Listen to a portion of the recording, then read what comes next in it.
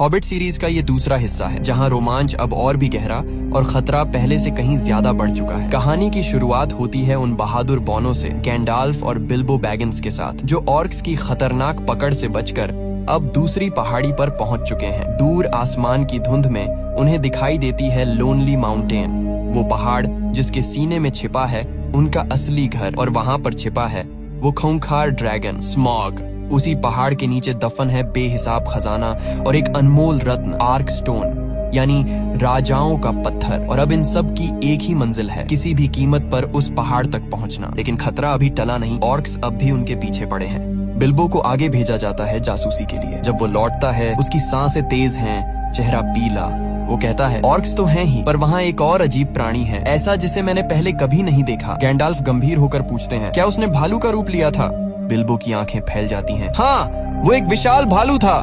Gandalf तुरंत कहते हैं, यहाँ से पास में उसका घर है, शायद वहीं हमें शरण मिले। थोरिन चिंतित होकर पूछता है, दोस्त या दुश्मन? गैंडाल्फ बस मुस्कुरा कर कहते हैं, वो तो वहाँ जाकर ही पता चलेगा। और फिर शुरू होती है एक तेज दौड़, घने जंगलों के बीच, उस विशाल भालू के पीछा करने के बीच। लेकिन इससे पहले कि वो दानव जैसे भालू उन सबको पकड़ लेता, ये लोग एक बड़े लकड़ी के घर में घुसकर दरवाजा बंद कर लेते हैं। गैंडाल्फ धीरे से बताते हैं, ये उसी का घर है, बियॉर्न का। वो रूप बदलने वाला इंसान है, दिन में इंसान, रात में भालू। भालू के रूप में उससे बात करना नामुमकिन है, लेकिन सुबह जब वो इंसान बनेगा तभी हम उससे मिल सकते हैं। रात बीतती है डर और सन्नाटे में। सुबह जब सूरज की पहली किरणें खिड़की से भीतर आती हैं, तो बाहर दिखाई देता है एक लंबा मजबूत आदमी, कुल्हाड़ी से लकड़ियां काटता हुआ। वो है बियॉर्न। गैंडाल्फ और बिल्बो धीरे धीरे उसके पास बढ़ते हैं और वहीं से शुरू होता है उनकी अगली रोमांचक यात्रा का नया अध्याय। बियॉर्न वो विशालकाय इंसान जो रात को भालू बन जाता है, शुरू में बॉनों को देखकर गुस्से में आ जाता है। उसे तो ये तक पता नहीं था कि उसके घर के अंदर इतने सारे बौने छिपे बैठे हैं। एक एक कर जब सब सामने आते हैं तो उसकी नजरों में नफरत साफ झलकती है। वो कहता है, बौने हमेशा लालच और अंधेपन में डूबे रहते हैं, सोने के लिए अपनी जान तक बेच दें। लेकिन जब उसे पता चलता है कि इन सब का असली दुश्मन ऑर्क्स हैं, वही ऑर्क्स जिन्होंने उसके पूरे परिवार को मौत के घाट उतार दिया था, तो उसका दिल बदल जाता है। बियॉर्न गुस्से में कहता है, ऑर्क्स, उन राक्षसों को तो मैं भी जिंदा नहीं छोड़ता। और फिर वो इन सब की मदद करने का फैसला करता है। वो उन्हें घोड़े देता है ताकि ये सब मिर्कवुड जंगल के रास्ते अपनी मंजिल तक पहुंच सकें। लेकिन मिर्कवुड अब पहले जैसा नहीं रहा। वो जंगल अब बीमार है। वहाँ हर तरफ अंधेरा, जहरीली हवा और एक डरावनी खामोशी फैली हुई है। गैंडाल्फ सबसे आगे बढ़ते हैं। अचानक उन्हें एक पुरानी पत्थर की दीवार पर अजीब से शब्द खुदे नजर आते हैं। ब्लैक स्पीच, वो भाषा जिसे कभी नेक्रोमेंसर यानी सौरॉन के अनुयायी इस्तेमाल करते थे। तभी गैंडाल्फ को किसी की जानी पहचानी आवाज सुनाई देती है, एल्फ रानी ग्लैड्रियल की। उसकी आवाज हवा में गूंजती है, अगर नेक्रोमेंसर लौट आया है तो हमें सच्चाई जाननी होगी। पर्वतों की कब्रों में जाओ, वहीं तुम्हें जवाब मिलेगा। गैंडाल्फ समझ जाते हैं कि अब उन्हें अलग राह पकड़नी होगी। वो बाकियों से कहते हैं, इस जंगल के अंदर कभी अपना रास्ता मत छोड़ना। ये जगह तुम्हारे मन से खेलती है, जो भटक गया वो हमेशा के लिए खो जाएगा। इतना कहकर वो उनसे विदा लेकर पर्वतों की ओर निकल जाते हैं। धीरे धीरे उन पर नशे जैसा असर होने लगता है। पेड़ झूमते दिखते हैं, जमीन घूमती लगती है और वो सच में रास्ता भटक जाते हैं। बिल्बो बेचैन होकर कहता है, हमें पश्चिम की ओर जाना था, लेकिन हमने तो सूरज को ही खो दिया है। वो एक ऊंचे पेड़ पर चढ़ता है ताकि ऊपर से रास्ता देख सके। ऊपर पहुंचते ही उसे धूप की एक किरण दिखती है। उसे रास्ता समझ आ जाता है, लेकिन तभी उसका पैर फिसलता है और वो नीचे गिर जाता है, सीधे विशाल मकड़ियों के जालों में। चारों तरफ चिपचिपे धागे और दर्जनों मकड़ियां जो उन पर टूट पड़ती हैं। बिल्बो और सभी बौने अब मकड़ियों के कब्जे में हैं, लेकिन बिल्बो किसी तरह खुद को छुड़ाता है और तभी वो अपनी रिंग पहन लेता है, अदृश्य हो जाता है। उसकी आंखों में अब डर नहीं, गुस्सा होता है। वो एक एक करके मकड़ियों को काट गिराता है और फिर बहादुरी से अपने सभी साथियों को आजाद करवा देता है। वो पल साबित करता है, अब बिल्बो बैगिंस सिर्फ एक डरपोक हॉबिट नहीं रहा, अब वो एक सच्चा हीरो बन चुका है। बिल्बो बैगिंस अब पहली बार उस रिंग की असली ताकत महसूस करता है। वो रिंग जो उसे गोलम से मिली थी। वो समझ जाता है कि इस रिंग में कुछ तो अंधेरा है, कोई ऐसी शक्ति जो उसके भीतर कुछ बदल रही है। लेकिन फिर भी वो इसे किसी से साझा नहीं करता, न गैंडाल्फ से, न थोरिन से। अब सभी बौने आजाद तो हो चुके हैं, लेकिन खतरा अभी भी सिर पर मंडरा रहा है। चारों तरफ मकड़ियों की भरमार है और तभी झाड़ियों के बीच से तीरों की बौछार होती है। एल्फ सैनिक बिजली की तरह आते हैं और सारी मकड़ियों को मार गिराते हैं। लेकिन बचाने के बाद भी वो बौनों को बंदी बना लेते हैं, क्योंकि उन्हें उन पर शक होता है। हालांकि बिल्बो को वे पकड़ नहीं पाते, क्योंकि वो अपनी रिंग पहन चुका होता है, अदृश्य। एल्फ्स उन सबको अपने राजा थ्रैंड्यूल के सामने ले जाते हैं। ये वही एल्फ्स नहीं है जिन्हें उन्होंने रिवेंडेल में देखा था। ये हैं वुडलैंड एल्फ्स। जिनका शासन करता है गर्वीला और चालाक राजा थ्रैंड्यूल। थ्रैंड्यूल अपने ठंडे लहजे में कहता है, मुझे पता है थोरिन, तुम्हें लोनली माउंटेन का रास्ता मिल चुका है। तुम्हारे पास वो चाबी है जो उस पहाड़ के दरवाजे को खोल सकती है, और तुम्हारा लक्ष्य है आर्क स्टोन, वो रत्न जो राजा को उसका अधिकार देता है। वो आगे कहता है, मैं तुम्हारी मदद कर सकता हूँ, पर बदले में तुम्हें वो सब देना होगा जो उस पहाड़ के अंदर है। थोरिन की आंखों में गुस्सा भर जाता है। वो कहता है, जब ड्रैगन स्मॉग ने हमारा घर जलाया था, जब हमने मदद की भीख मांगी थी, तुम यहीं थे, लेकिन तुमने मुंह मोड़ लिया था। और अब जब हम अपने हक के लिए लड़ रहे हैं, तुम सौदे की बात करते हो। थ्रैंड्यूल का चेहरा सख्त हो जाता है और वो आदेश देता है, उसे फिर से कैद में डाल दो। थोरिन और बाकी बौने अंधेरी जेलों में बंद कर दिए जाते हैं। लेकिन थोड़ी देर बाद छायाओं में से कोई धीरे से आता है, बिल्बो बैगिंस। उसके हाथ में जेल की चाबियां हैं। वो दरवाजे खोलते हुए फुसफुसाता है, चुपचाप मेरे पीछे आओ, समय बहुत कम है। वो सबको नीचे तहखाने की ओर ले जाता है, जहाँ वाइन के बड़े बड़े बैरल्स रखे हैं। बिल्बो कहता है, इन बैरल्स में छिप जाओ, यही हमारा रास्ता है बाहर का। और फिर वो गुप्त दरवाजा खोल देता है। जैसे ही दरवाजा खुलता है, सारे बैरल्स पानी की तेज धारा में गिर जाते हैं और बौने उनमें बहते हुए नदी में निकल पड़ते हैं। लेकिन ये भागना आसान नहीं होता। एल्फ गार्ड्स को भनक लग चुकी है। वो चीखते हैं, गेट बंद करो। और जैसे ही बैरल्स पानी में आगे बढ़ते हैं, उनके सामने सरद गेट गिरा दिया जाता है। अब सवाल ये है, क्या बिल्बो और बाकी बौने इस जाल से बाहर निकल पाएंगे? कि तभी वहाँ पर भयानक शोर के साथ ऑक्स का झुंड वहाँ पहुँच जाता है। उनके चेहरों पर सिर्फ एक ही इरादा झलक रहा था, इन बौनों को किसी भी कीमत पर खत्म करना, क्योंकि उनका सरदार एज़ोग द डिफाइलर खुद नेक्रोमेंसर की छाया के पास जा चुका था। नेक्रोमेंसर का साया अभी पूरी तरह जागा नहीं था, लेकिन उसकी काली शक्तियां धीरे धीरे वापस लौट रही थीं। उसने एज़ोग से कहा, बहुत जल्द अंधकार की लहर उठेगी और तब कोई नहीं बचेगा। एज़ोग की आंखों में नफरत भड़क उठी। उसने अपने बेटे बोल को बुलाया और गरजते हुए कहा, जा उन बौनों को ढूंढ निकाल और एक एक को खत्म कर दे। मैं थोरिन के खानदान को जिंदा नहीं छोड़ूंगा। अब ऑक्स का पूरा झुंड उन बेचारों बौनों के पीछे पड़ चुका था। बौने नदी में फंसे हुए थे और तभी दूर से एल्व्स भी वहां पहुंच गए। पल भर में मैदान जंग का अखाड़ा बन गया। एल्व्स बनाम ऑक्स। इसी अफरा तफरी में थोरिन और उसके साथी उस पानी के गेट को खोल देते हैं जहां वे फंसे हुए थे और बहते हुए नदी में निकल पड़ते हैं। ऑक्स उनका पीछा करते हैं, पर एल्व्स भी पीछे नहीं हटते। आखिरकार ऑक्स उनके भी दुश्मन थे। इसी लड़ाई के बीच दो बहादुर एल्व्स, टोरियल और लेगोलस, बौनों की मदद के लिए कूद पड़ते हैं। तीरों की बारिश होती है, तलवारें टकराती हैं और देखते ही देखते टोरियल और लेगोलस कई ऑक्स को ढेर कर देते हैं। इस मौके का फायदा उठाकर बौने वहां से भाग निकलते हैं। न ऑक्स के हाथ आते हैं न एल्व्स के। अब उनकी नजर पड़ती है एक शहर पर, लेक टाउन। थके हुए, भूखे प्यासे और बिना हथियारों के बौने वहां पहुंचना चाहते हैं। रास्ते में उन्हें एक आदमी मिलता है, बार्ड। उसके पास एक नाव होती है जो लेक टाउन जा रही होती है, लेकिन जब वो इन बौनों को देखता है तो तुरंत शक में पड़ जाता है।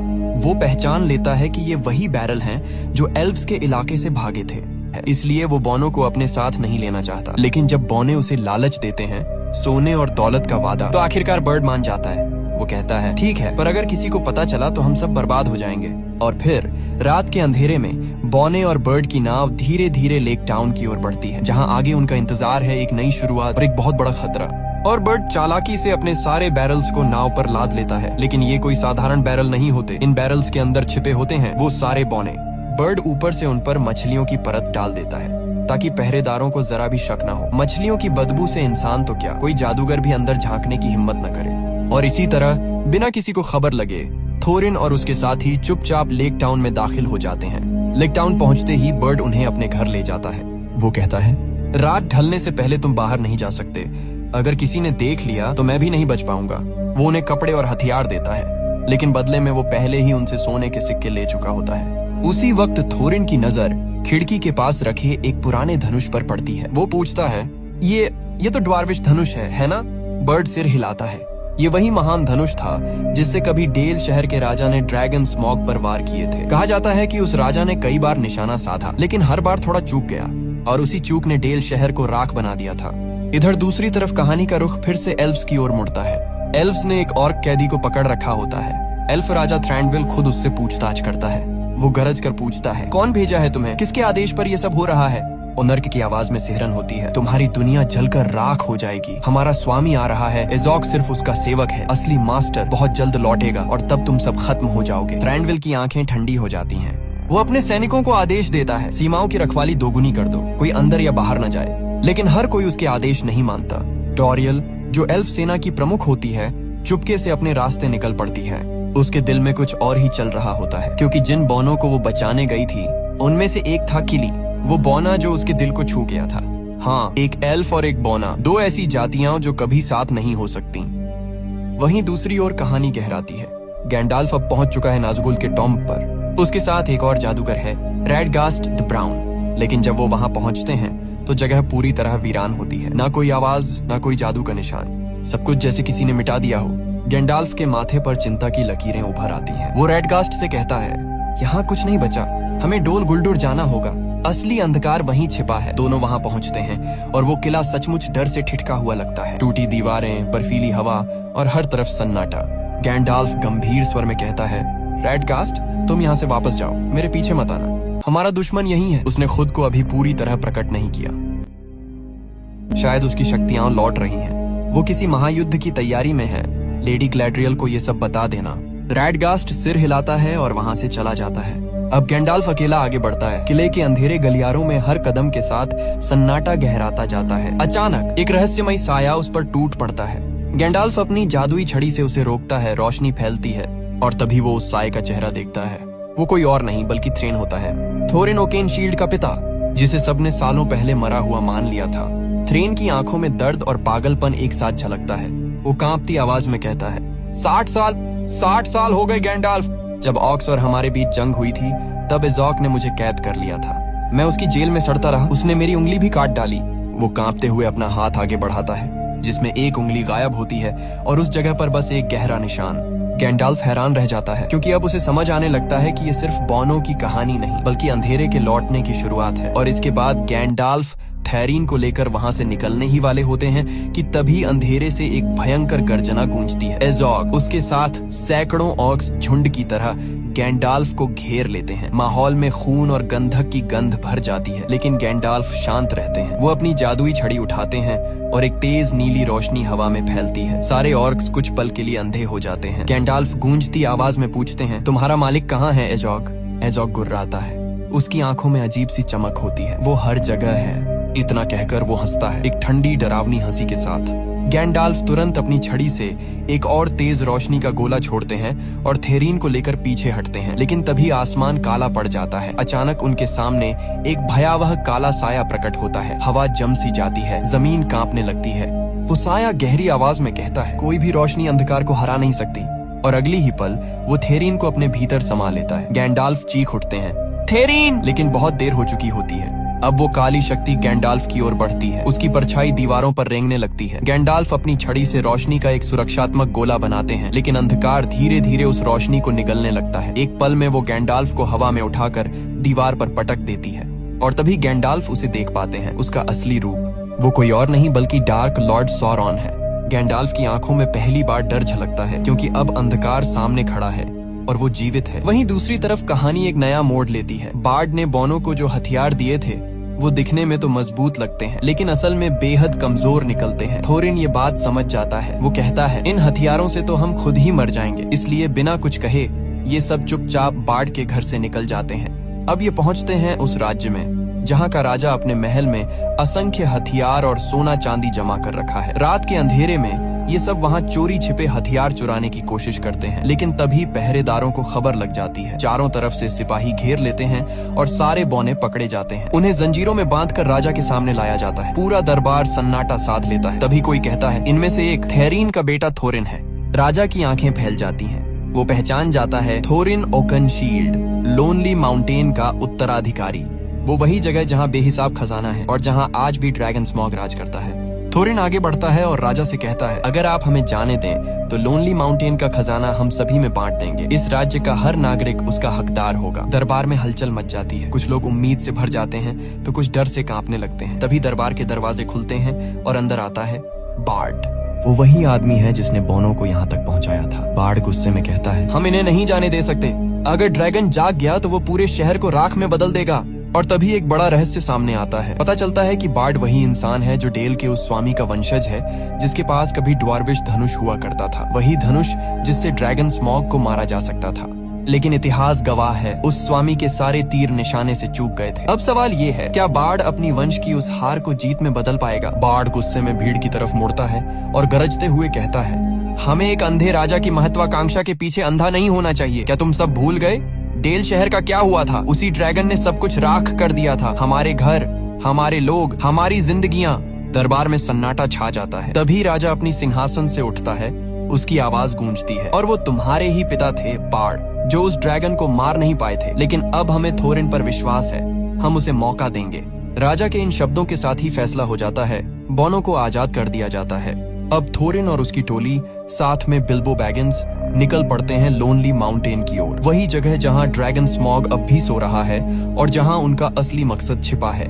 आज दूरिन डे है, वो दिन जब सूरज की आखिरी किरण उस छिपे हुए दरवाजे को उजागर करेगी। सूरज धीरे धीरे ढल रहा है, सबकी नजरें उस पत्थर की दीवार पर जमी हैं, लेकिन कोई दरवाजा दिखाई नहीं देता। निराशा बढ़ने लगती है। तभी बिल्बो की तेज नजर कुछ देख लेती है। दीवार पर एक बारीक सी आकृति चमक रही होती है। वो चिल्लाता है, मुझे मिल गया। थोरिन जल्दी से वो चाबी निकालता है जो उनके पूर्वजों ने सौंपी थी, और जैसे ही वो चाबी ताले में लगती है, गड़गड़ाहट होती है और पहाड़ के भीतर का द्वार खुल जाता है। सबके सब अंदर कदम रखते हैं। हवा में पुरानी यादों की गंध है। यही उनका घर था और अब यही युद्ध भूमि बनेगा। थोरिन कहता है, बिल्बो अब तुम्हारी बारी है, खजाने तक जाओ और आर्केनस स्टोन को ढूंढो। बिल्बो धीरे धीरे उस विशाल गुफा में उतरता है। उसके सामने सोने हीरों का पहाड़ फैला है, इतना कि आंखें चौंधियां जाएं। वो आर्केनस स्टोन को ढूंढ ही रहा होता है कि तभी एक हल्की गड़गड़ाहट सुनाई देती है और उस खजाने के नीचे से उठती है गर्म हवा की लहर। अगले ही पल दो जलती हुई आंखें खुलती हैं। वो है स्मॉग ड्रैगन। उसकी भारी आवाज गुफा में गूंजती है, कौन है जो मेरे खजाने को छूने की हिम्मत करता है? बिल्बो कांप जाता है, लेकिन अपने डर को छिपाते हुए कहता है, मैं तो बस एक यात्री हूँ जिसने रास्ता भटक लिया है। ड्रैगन मुस्कुराता है, झूठ मत बोलो छोटे चोर। बिल्बो अपनी चतुराई दिखाता है। वो बातों बातों में स्मॉग को उलझा देता है, उसे अपनी टिक्की चुपड़ी बातों से इतना भटकाता है कि वो आर्केनस स्टोन पर हाथ रख देता है। धीरे से उसे उठाता है और बिना आवाज के पीछे हटने लगता है, लेकिन ड्रैगन को भनक लग जाती है। वो गुस्से में दहाड़ता है, तू मुझसे चोरी करेगा? एक ही झटके में वो आग उगलता है, गुफा जलने लगती है। बिल्बो किसी तरह दौड़कर बाहर निकलता है और तभी बाकी बौने भी वहां पहुंचते हैं। सब एक दूसरे को चिल्लाते हुए कहते हैं, भागो! ड्रैगन अब पूरी तरह जाग चुका है और उसकी नजर सिर्फ एक चीज पर है, बदला। ये सब अब उस जगह पहुंच चुके होते हैं जहां से बाहर निकलना लगभग नामुमकिन है। चारों ओर पत्थर की दीवारें, ऊपर से आग की लपटें और बीच में गरजता हुआ ड्रैगन स्मॉग। थोरिन गहरी सांस लेकर कहता है, अब भागने का कोई रास्ता नहीं बचा, तो क्यों ना इस जानवर का सामना यहीं कर लिया जाए। बाकी बौने उसकी आंखों में देखते हैं, डर भी है लेकिन उससे ज्यादा जज्बा। सबके सब नीचे उतरते हैं, उन पुरानी भट्टियों में जहां कभी सोना गलाया जाता था। थोरिन चिल्लाता है, उसे गुस्सा दिलाओ, उसे आग उगलने दो। बिल्बो और बाकी बौने दीवारों पर चढ़कर स्मॉग पर चिल्लाने लगते हैं, अरे सोने का लालची, क्या आप बूढ़े हो गए हो? स्मॉग गरजता है, उसकी आग भट्टियों तक पहुंच जाती है और पल भर में वहां का सारा सोना पिघलकर आग के सागर में बदल जाता है। थोरिन उस आग का इस्तेमाल करके एक विशाल सुनहरी मूर्ति बनवाता है, इतनी बड़ी कि खुद स्मॉग भी हैरान रह जाए। जैसे ही स्मॉग उस मूर्ति के सामने आता है, मूर्ति की चमक उसकी आंखों में पड़ती है, लेकिन अगले ही पल वो मूर्ति पिघलने लगती है और सोना उबलते लावे की तरह स्मॉग के ऊपर गिर जाता है। ड्रैगन दर्द से दहाड़ता है और उबलते हुए सोने में डूब जाता है। कुछ पल के लिए सबको लगता है कि ये उसका अंत है, लेकिन नहीं, स्मॉग उस आग से भी जिंदा बच निकलता है। वो आसमान की तरफ उड़ जाता है और गरजता है, अब ये सब इसकी कीमत चुकाएंगे। वहीं दूसरी तरफ लेक टाउन में हलचल मच चुकी है, लोगों को पता चल चुका है, ड्रैगन जाग चुका है। बाड़ छत पर चढ़कर आसमान की तरफ देखता है, जलती हुई आग की परछाई बादलों पर चमक रही होती है। वो कहता है, वो आ गया है। बाड़ के पास आज भी एक आखिरी उम्मीद होती है, वही काला तीर जो उसके पिता के पास था। कहते हैं ये वही तीर है जो ड्रैगन के सीने को चीर सकता है। वो उस तीर को लेकर पुराने धनुष की तरफ बढ़ता है, लेकिन तभी राजा के सिपाही उसे रोक लेते हैं। राजा का आदेश है, तुम गिरफ्तार हो। बाड़ गुस्से में तिलमिला उठता है, लेकिन उसके पास कोई चारा नहीं। इसी बीच वहीं पास में घायल पड़ा होता है किली, जो ऑर्क्स के जहरीले तीर से जख्मी हो चुका है। थोरिन उसे पीछे छोड़ देता है ताकि उसका इलाज हो सके। उसकी देखभाल के लिए कुछ बौने वहीं ठहर जाते हैं, लेकिन तभी शहर पर ऑर्क्स का हमला हो जाता है। उनका नेता है बोल्ग एजॉग का निर्दयी बेटा। चारों तरफ अफरा तफरी मच जाती है। तभी समय पर पहुंचते हैं लिगोलस और टोरियल। टोरियल अपने जादुई औषधि और मंत्रों से किली के जख्म का इलाज करती है। वो उसके पैर पर हाथ रखकर कहती है, तुम नहीं मरोगे किली। वहीं बाहर लिगोलस की भिड़ंत होती है बोल्ग से। तलवारें टकराती हैं, दीवारें टूटती हैं, दोनों के बीच जबरदस्त युद्ध होता है, लेकिन आखिर में लिगोलस अपनी तेज चाल और सटीक वार से बोल्ग को हरा देता है। बोल्ग घायल होकर किसी तरह भाग निकलता है। युद्ध थमता है, लेकिन हवा में अभी भी खतरे की गंध बाकी है, क्योंकि दूर आसमान में आग की लाल लपटों के बीच ड्रैगन स्मॉग अब लेक टाउन की तरफ उड़ रहा है। बदले की आग उसके पंखों से झलक रही है। अंत में दृश्य एकदम भयंकर और तनावपूर्ण हो जाता है। गैंडाल्फ अब पूरी तरह से सैरॉन के कब्जे में है। उसकी जादुई शक्ति सीमित हो चुकी है।